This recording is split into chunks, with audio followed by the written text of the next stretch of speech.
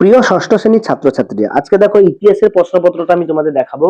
তো আগের ক্লাসে আমরা গণিত বলছি, বাংলা, ইংরেজি, পরিবেশ বিজ্ঞান করেছি। আজকে দেখো ইতিহাসের প্রশ্নপত্রটা আমরা করব।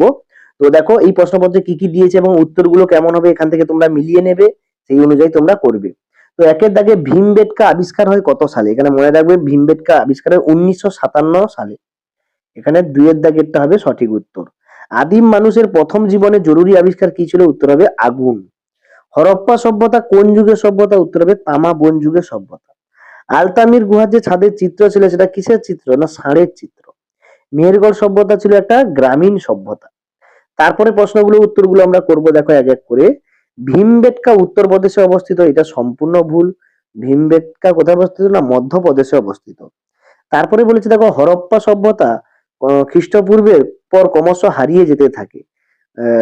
কত খ্রিস্টপূর্বে? এখানে কত হবে উত্তরটা, কত খ্রিস্টপূর্বে সময়টা জানতে চাইছে।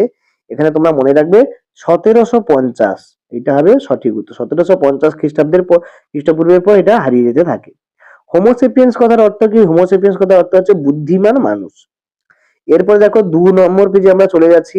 কি কি বলেছে? প্রথমে বলেছে দেখো কালীবঙ্গান, মেহেরগড়, ধোলাবিরা এবং বানাওয়ালি। এখানে উত্তর হবে মেহেরগড়। এটা একটা সভ্যতা, কিন্তু এগুলো কোনো সভ্যতা না। একটি নদীমাতৃক সভ্যতার নাম বলো, এটা হবে সিন্ধু সভ্যতা। হুনসগি উপত্যকা কোথায় অবস্থিত? হুনসগি উপত্যকা তোমরা এটা তোমাদের হুনসগি হতো, তোমাদের হুগলি হয়ে গেছে। এটা হবে কর্ণাটক। এটা একটু কারেকশন করে নেবে। টাইপিং মিস্টেক, যারা প্রশ্ন করেছে তারা টাইপিং মিস্টেক করেছে। আদিম মানুষের প্রথম হাতিয়ার কি ছিল? ভোঁতা পাথর এবং হাত কুঠার। 13-13 শব্দের অর্থ কি? না ষাঁড় ষাঁড়। সিটাডেল কি? সিটাডেল হচ্ছে উঁচু এলাকার মানুষদেরকে সিটাডেল বলা হয়। তো এপ কাদের বলা হয়? আফ্রিকার লেজবিহীন মানবদের এপ বলা হয় এবং এদের আদি বাসস্থান হচ্ছে আফ্রিকায়। তারপরে হরপ্পা সভ্যতার ঐতিহাসিক যুগ সভ্যতা বলা হয় কেন? প্রাক ঐতিহাসিক যুগ সভ্যতা বলা হয় কেন?